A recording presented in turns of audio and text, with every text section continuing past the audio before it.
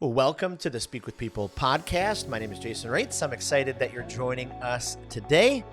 We believe that healthy communication is oxygen for our relationships and our leadership. So whether you communicate one-on-one, to a team, from a stage, or from behind a screen, when you choose to communicate in healthy ways, you really will breathe life into the people you communicate with. So this podcast exists to challenge you, inspire you, encourage you to communicate in healthy ways. So when you do, we're really excited for how you will drastically change your world. Well, today I am so excited because we're talking about trust. We're going to embark on this kind of profound exploration of trust in our interpersonal communication. So often trust is seen as just this black and white concept. And so we're going to dive into all things trust today. What if trust is on a sliding scale? What if it's not solely about trusting the person, but also about restoring trust? And so we're going to challenge maybe some traditional notions that delve into the dynamic nature of trust. And we're going to discover how leaders can model this effective communication, cultivate trust, explore the power of word choice, and build this unwavering trust with our teams. So brace yourself. I just can't wait.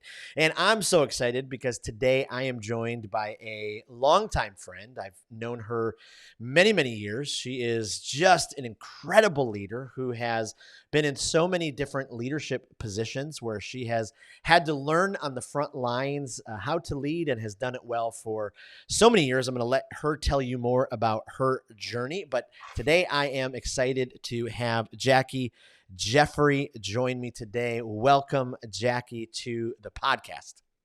Hey, Jay, it's awesome to be on here. I love it. Well, I love it. Well, hey, before we dive in and we jump into a little bit more about this topic, I thought, hey, let's take a second, have you tell our listeners a little bit more about your story, who you are, what you do, all of that kind of stuff. Yeah. Like you said, I've been a leader in many capacities. First, even within my family, I can say, and I don't know how many people say this, but I have two amazing teenagers at home who have been blessed by parents that love leadership, and we talk to each other a lot like this. I have teenagers who give me feedback and who tell me when they struggle to trust me. I have an amazing husband who, again, is like that with me. But my career side started in education. I started as a teacher, was planning to be a teacher for 30 plus years and retire from that. Mm. And that wasn't the story God created for me. I kept being called into leadership and was a school leader for over 9 years. I opened a building as a principal. I was a superintendent. And then finally, within the school system, I was the director of school leadership development for National Heritage Academies. It's a Wow. charter school company. So I led a team that was in charge of doing all of the leadership development for over 500 leaders in 9 different states. And with that, really kind of stepped into the business world. Mm. As a director, I was in the corporate office and so got that corporate setting experience and really started to have a passion for what it looked like to lead and help develop health in organizations and on teams. Mm. And that's what really led me outside of education to become a certified coach and to do more coaching and leadership development within companies. Wow. That's fantastic. And so this topic is just absolutely crazy because, fostering a culture of trust within your team or organization is pretty important. So, as a leader, then, how do you model Mhm, effective communication consistently? And then how do you build trust, with those interactions? Because it's almost like every single interaction, you're just, building a little bit more mhm. trust. Yeah. So a lot of my study and a lot of my work has really led me to a foundational belief that I have about leadership, that leadership starts with self leadership. Mm. And the best leaders have really gone into themselves, developed self-awareness, developed humility, Mm. um, and grace. So you have to be able to open yourself up, and you have to be able to really examine yourself as a leader before you can lead in a healthy way others. Wow. And and honestly, I mean, it is so difficult sometimes because we get into the mode of leadership and we just think, I got to get in my way. I got to get Mhm. this project done. I need everybody to just to fall in line. And sometimes, it takes great humility, Mhm. great grace to go, okay, I got to back up a little bit and I just can't plow everybody over. I got to bring them along with me. Oh, yeah. Yeah, and Yeah. I was that leader at one time. I was the bull in the china shop. I was the bulldozer. I've changed who I am from the inside to Wow. become a better leader for others. Okay, so this was not on the question sheet that I sent you, but I love the depth you just dove in right there. So what made the switch in you? Did you hit a plateau? Did something happen? Did somebody confront you? I mean, or did it just stir inside of you? What caused you to make that switch? Um, I had great leaders that I was blessed to be around, Hmm. that feedback was given in a way that it was really helping me see blind spots. So, helping me see what I couldn't see. I also have always taken feedback from people above me, people below me in an organization. As a school leader, is where that transition actually came. I had one of my assistant principals really tell me how some of my behaviors were affecting them. Wow. And I had the ability to take a step back and say, that's not my intent, but that's the perception that's coming through. So, in order to be perceived differently, I had to change. Yeah, boy, that's so difficult. It's so Hmm. difficult, but it's so important. And I mean, especially when we get to a place as a leader where we have that self awareness where we go, okay, I've got to really Hmm. listen to this. So Yeah. much of communication is, especially with developing trust, is using our words. I mean, it's just amazing. I Yeah. mean, we talk about this all the time on this podcast, the effect that words have to stick, to shape, to form people. So when it comes to, building kind of some significant levels of trust with our communication as leaders, Hmm. what do you think? What are some strategies, maybe some techniques, leaders can employ to make sure they're choosing the right word choices as they're speaking into people? Well, I think the big thing in this area is we're blessed right now. Language is a big Mhm. topic out in the world, from Brene Brown to multiple other thought leaders that I've Right. read.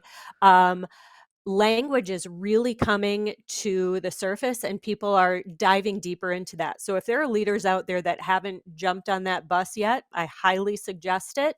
And that again is where that humility and self-awareness comes in. It's Yep. looking at and starting to understand and be able to hear those different types of language in yourself as a leader and in those Wow. you're leading.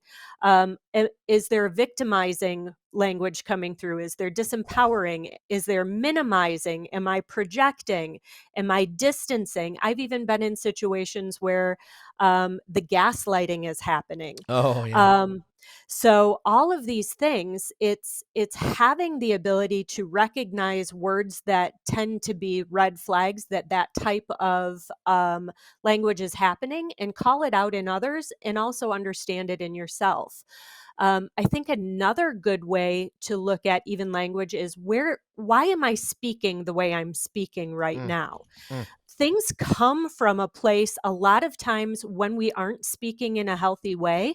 It's because we're in some sort of survival mode. We've had some sort of past instance or trauma. And Right. so, four areas that you can come back to in thinking, okay, why am I speaking this way right now? Is it to look good? Is Mm. it to feel good? Is it to be right? Is it to be in control? Um, those are some of those survival things that we need to look at in ourselves and start to hear in others and help them to see. So those are the types of things. When you ask how we choose those words, I believe it's deeper than that. It's Wow. understanding where the words are coming from and what you're truly trying to communicate in the moment. Wow. Wow. And it really does. I mean, you kind of laid it out at the very beginning with that foundation of, that self leadership. I mean, I know Mhm. many leaders have said it, the toughest person you're going to lead is yourself. And I mean, we start off, we have all this energy and we're like, I don't need to listen to Yeah. any of that kind of stuff. And then we, we get to a place where we're like, no, I got to really be on top of this. Mhm. Yeah. Uh, As a leader, have you ever had that moment where maybe you rushed ahead with some word choices in the heat of the moment? You said some things to someone that you led on your team that you knew after you said it. I wish I could take that back. Have you Oh, had yeah. one of those moments that stick out where you went back, you actually went back to that person and said, "Hey, can we, can we revisit that conversation? I've got some things that I need to say differently." Oh, yeah, and that's where that bull in the china shop and the bulldozer Yeah, comes in. That was, yeah. early school leadership. I think this is one of my favorite stories that an assistant principal told me as I was a principal. Years later, she came back to me and said, when everybody asks you in an interview who the best leader is you worked for and who the worst leader is, she goes, "You are the answer to both of those questions for me." And it was because of my communication, because of those things in the beginning. But she also said I had that ability to listen and to better myself and change and become a better leader. And that's how I became that best leader. Wow. And I have no problem owning my mistakes and Yep. saying there was there was a team meeting at one point where I actually asked her to stop talking. Wow. And I said, Yep. "You need to just stop talking right now." And Yep. if you are a leader that has any self-awareness, you feel it. I feel it in my chest, other people feel it other Yep. places, but I Yep. went to her afterwards and I had to humble myself and say, "Look, Yep. that was wrong. That was not what needed to happen at that point, and Yeah. we talked through it." And I have skills now to rebuild trust that I didn't even have then, but God bless her for having the ability to continue with that. And she started Wow. a fun thing with me. She took this candy, bit of honey, which nobody eats and nobody can find anywhere, so I don't know how she got that. But if if she saw me, approaching that type of communication again, I would find a bit of honey in my mailbox, and it was just a cue to Yep. self-reflect. Yep. Wow.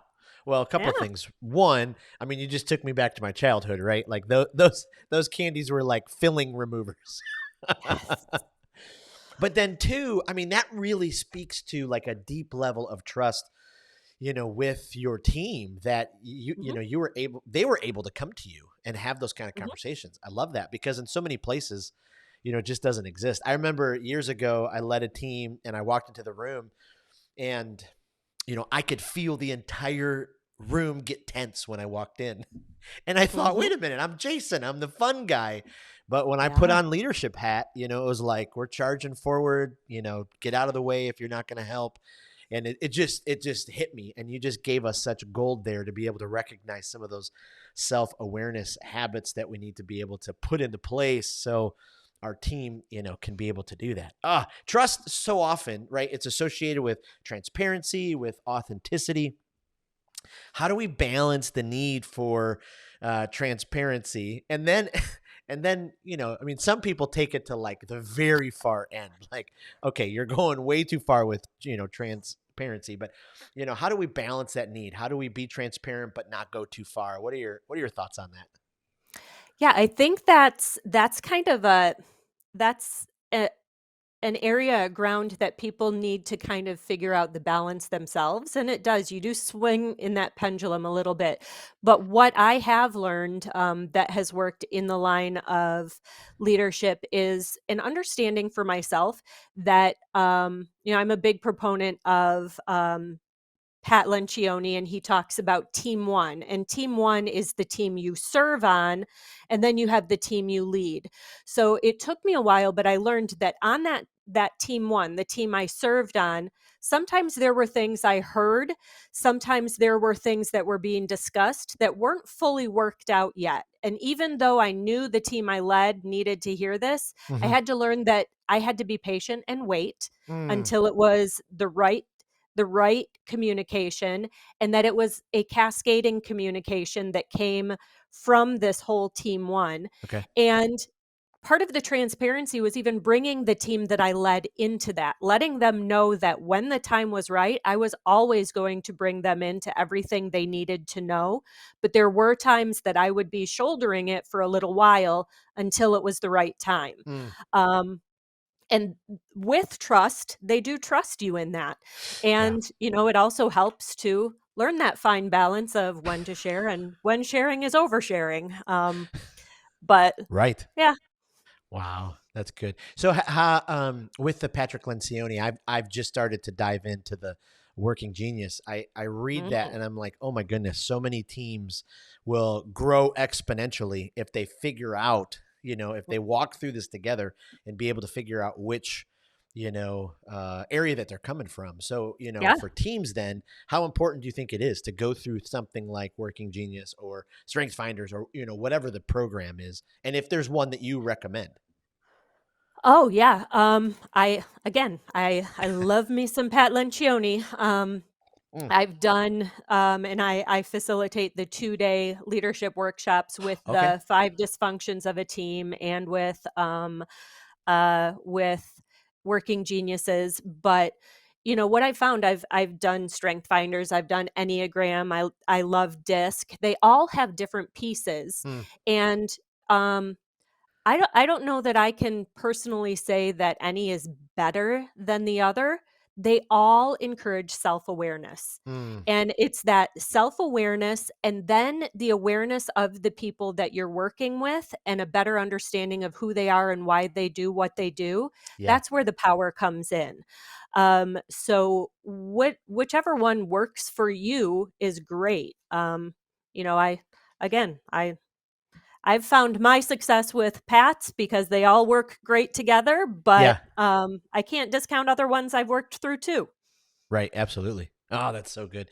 And really, I mean, when a team takes that time to be able to dive in, I was walking through a company not too long ago, and in the cubicles and the workspaces and the offices outside, this team was really into Meyer Briggs, and so Mhm, they had their Meyer Briggs listed on mhm, their door or their cubicle. So when you walked yeah, up, they had Meyer Briggs, and I think they had the Enneagram listed. And so mhm, it was like, oh, I'm walking into an 8 space. Like, I I better prepare. Like it was. Yeah, that was something. yeah, Okay, so let's turn the corner here for a second. I mean, what?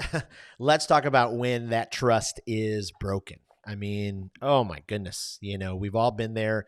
Things have been said. Things have been. I mean, you look at so many people leave their company, not so mhm, much because they hate the company because the company, did something wrong to them. It's typically because of a direct supervisor who broke trust with them or, something along those lines. So when it comes to, rebuilding that trust, how do we go about that?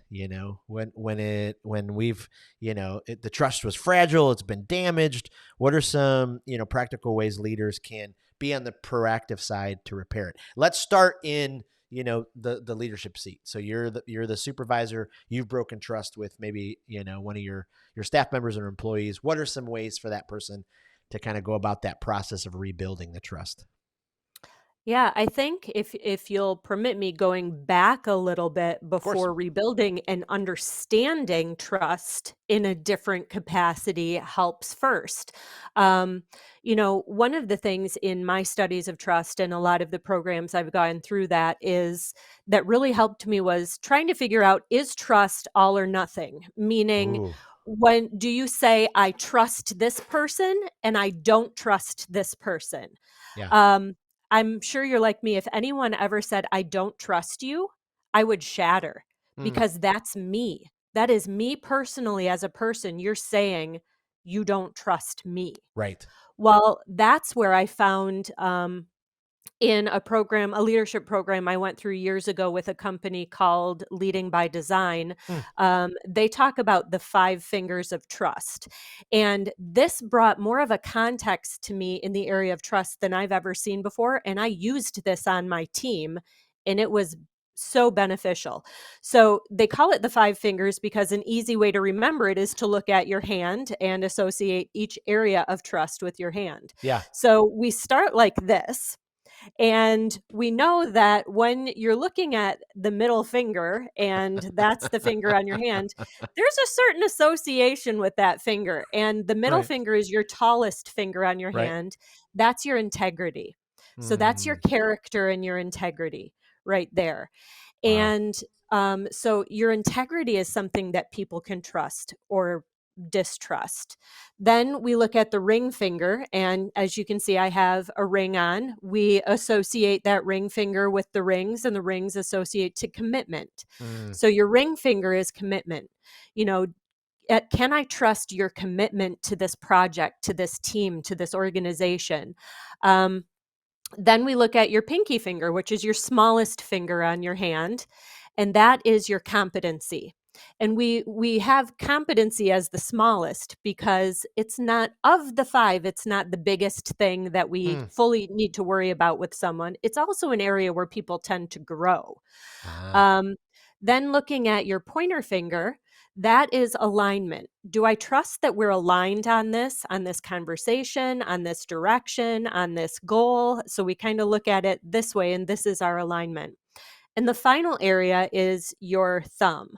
And we know I come from education, so we use our thumbs a lot to communicate. Thumbs up, thumbs down, thumbs sideways.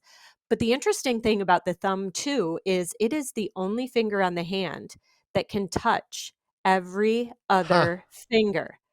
So with that, communication touches every other area. You can have your communication within alignment, your integrity, your communication in your integrity, your Wow. communication with commitment, and your communication in your competency. So coming to a person and saying, Jay, I don't trust you. Mm. Or I could come to you and say, Jay, I'm struggling to trust your communication. This is something that happened. And the area that I'm struggling to trust is the communication. You didn't clearly communicate something, and it caused this for me. Yeah. I can take that and I can work with that. If someone Yeah. came to me and said, Jackie, I'm struggling to trust your communication, Yeah. it's not going to break me the same way as saying, Jackie, I don't trust you. Right. So Right. when you talk about Wow.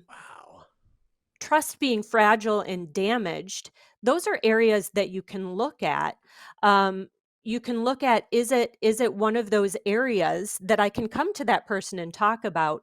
Or we can also look at commitments that we make to people. And there's another easy 4-step process that you can use to restore trust. Mm. And the first thing is acknowledgement.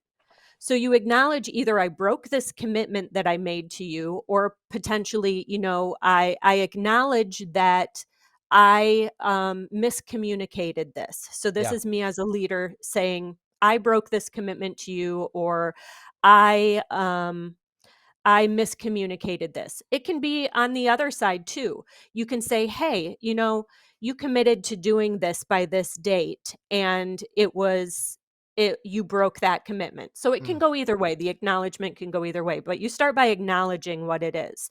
Then you explore the impact with the other person. Mm. So if I broke a commitment to you, Jay, I would say, okay, so I apologize. I had not acknowledged that I broke this commitment to you. How did that impact you? Did that Mm. create a mess on your side? Did that create a mess for your team? And help me understand what that mess was. How did this trust that was broken impact you? Then the third step is to ask for forgiveness. Mm. That's where that humility comes in, and that grace. Yep. Um, Please forgive me for doing this. And then the fourth step is clean up the mess. Ask, how can I clean up? How can I make the mess that my missing this commitment or my miscommunication created for you? How can I help clean up that mess? Yeah. So you acknowledge it, you explore the impact, you ask for forgiveness, and Wow. then you figure out how to you can clean it up. Wow. I I mean that's absolute gold. I mean, there are so many there are so many leaders. I mean, oh my goodness. I mean, imagine. I mean, culture is everything in so many places, and culture gets broken because leaders just aren't doing these kind of steps. Yeah. We're hoping that the problem will go away. We don't say anything about it. We ignore that it ever happened. But imagine if we actually had the bravery, the courage, in our communication to acknowledge, just walk through these kind of steps. I mean, yeah, Yeah, and this is teammate to teammate yeah, too. I mean, that creates that safe dynamic on a team where it's I can come admit that I messed up. I can admit that it probably created a mess for you, and I can fix it. And we can move on yeah, with no shame, blame, guilt, or judgment. yeah. Wow, that's good. That's good. When it comes to, we've talked a lot about words and all that. When it comes to our nonverbal communication, Mhm. I mean, it's a crazy percentage, right? I mean, like how much nonverbal communication affects each other. What are some ways that we can go about, making sure we're leveraging our nonverbals, to Mhm. communicate trust, to help with that trust process?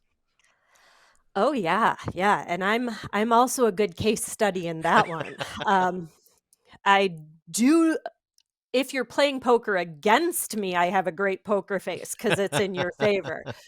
Um, again, it's that awareness. Yeah. And the awareness comes from having people that can help hold you accountable. One of the fun things about me personally is that I have a gluten sensitivity. Mm, I react to gluten and I feel sick for a good 24 hours if I have gluten. And I remember one time as a school principal, it was the first day of professional development back for the staff in the summer, and I was having a gluten response. mm, And I know as the leader of that building, these teachers look at me and they're reading everything on me.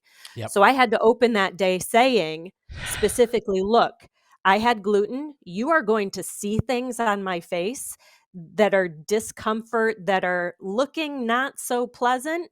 It has nothing to do with you. Right. Wow. It's knowing those things about yourself and bringing other people into it. Yeah. Um, and, the nonverbals are not just, your facial features, your characteristics, it's tone. And that was another area that I had a struggle with in the past. My tone would ramp up. And again, I had a great person in my life professionally that came up with a cue for me. She would put one finger up, and that was the cue that check Mm, your tone. It wow. was just who knows where it's coming from, but something's going on in you, and check that, and I gave that cue to anyone that needed it because I cared enough to say, if my tone is raising, there's something going on in me, it's not the people. So Yep. they can help me and I can put myself in check. Yep. Wow. That's so good. I know for me at times in the past, I would break trust with some team members because I would let some sarcasm get out of Mm, hand or inappropriate joking. mhm. Just let a joke go too far, and all that kind of stuff. And I mean, it really does. I wanted to ask your opinion on something when it comes to trust. I had a supervisor years ago that said, "Hey, when you start with this company, you're starting with basically a full picture. Like the trust picture is full, and every time you break that trust, Mhm. it's just dipping out a little bit more." And a couple years ago, I actually had a supervisor who's like, "No, I do the exact opposite. Like you start empty, and you got to build trust with me." And I went, "Oh, okay." So I'm just from your experience level, I'm just curious what you think about those two. Which one resonates with you? I personally go in with the full trust. Yeah. It's who I am. It's the way things have gone. Used to be the burn me once, rule, but Yep. Yep. starting to look at trust in a different light. I can fully go in and trust people because I'm using skills when that trust is broken Yeah. to consistently restore it. Yeah. Um, and grace goes a long way. We all make mistakes, and that's, I kind of look at that jar that you're talking about that's full. It's trust and grace. Mm. It's I have been given grace so many times in my life, and I've learned from every mistake I've made. And I admit I was a bulldozer, and Yep. I'm not anymore. Yeah. But the only way I got there was because people allowed me to make mistakes Yep. and gave me the grace to move forward. Mm. So if that trust goes down, you can fill it back up with grace. Yep. I think that's so huge. I think that's so huge.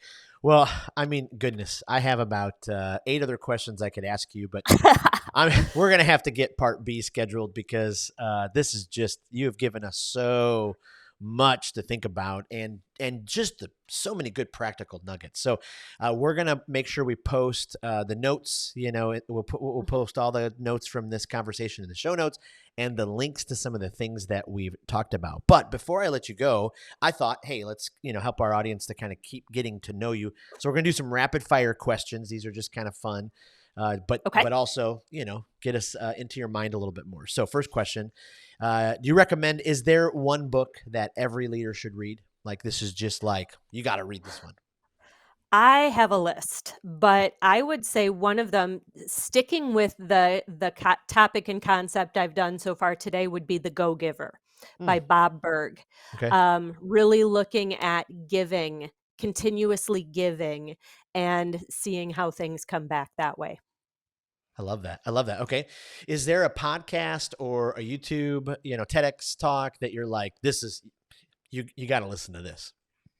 I got to go with my boy Pat, At Okay. the Table with Pat Lencioni. So Yep. that's his table group one, or his Working Geniuses. Yeah.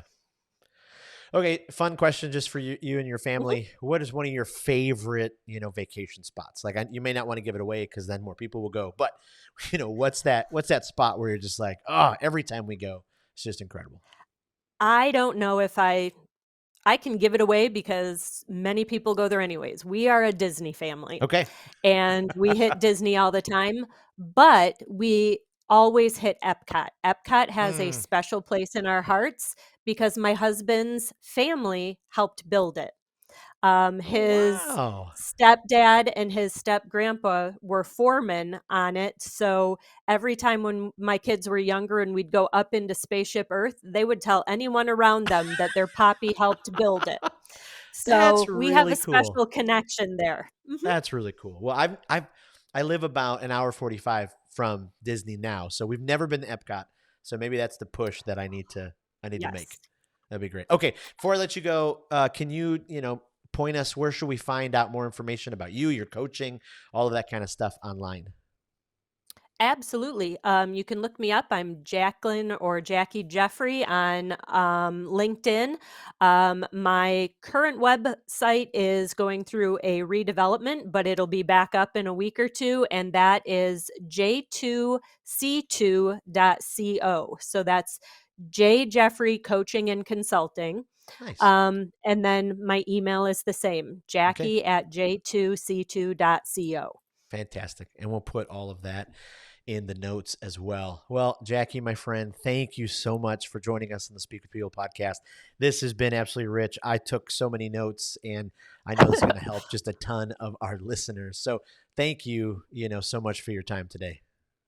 Awesome. Thanks. I loved it. Absolutely. Well, thank you again for joining us on the Speak with People podcast. Wow, what a great episode. I'm so excited that you were able to be a part of this. Thanks again for listening, for sharing this podcast with people in your sphere of influence, your network that would be helpful for. Before I let you go, I just want to make sure the pathway is live and ready. So are you a leader who, every time you're asked to speak in public, you just got the beads of sweat and your stomach starting to roll and the ums come out? Well, the pathway is for you. This is an 8-step guide to help you become a more confident, clear, and captivating communicator. Basically, what we've tried to do is take 30 years of public speaking from my experience and put it into 8 different modules for you. So go to speakwithpeople.com/thepathway. There's a free download there so you can kind of get the information, and then you can get information about the course while you're there as well. Again, thank you for being a part of the Speak with People podcast. It is just awesome that you're a part of our community. This podcast exists because we believe that healthy communication is oxygen for our relationships and our leadership. So whether you communicate one-on-one, to a team, from a stage, or from behind a screen, we hope that our time today challenged you to communicate in healthy ways. So we know that your world will be better when you do. Thanks again, and we'll see you next week.